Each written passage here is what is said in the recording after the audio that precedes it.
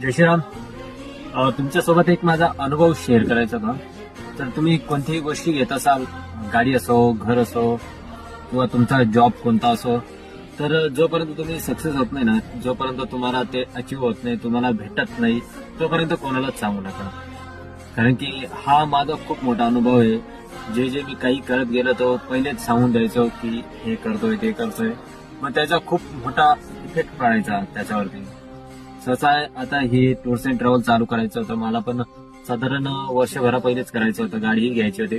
पण लोकांना पहिलेच सांगितलं गेल्यामुळं त्याच्यात एवढे अडथळे आले की काय विचारूच नका.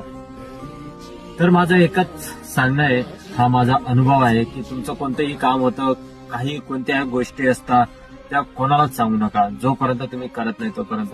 आता माझे भरपूर कामं आहेत, पण लोकांना दाखवायला फक्त माझं टूर्स अँड ट्रॅव्हल्स आहे. हाय बिझनेस, तुमचं जे काम असेल तो एकच दाखवा, कोणताही जो लोकांना दिसेलच भावा, तो दिसूनच जातो. आणि जे मेन काम असतात ते कोणाला सांगूही नका काय करता काय नाही. कारण की तुमचं जे चांगलं होतं, जे चांगलं होणार असतं, हे लोकांना देखवत नाही. त्याच्यामुळे तुम्हाला जेवढं होईल तेवढं कंट्रोल करायचं त्याला. कारण की तुमचे जे शेवटचा जो सक्सेस असतो तो लोकांना समोर दिसूनच येतो. तर जे चालू आहे ते शांततेत चालू द्या. तुमचा सक्सेसचा धमाका तर तुमचा सक्सेस करणारच आहे.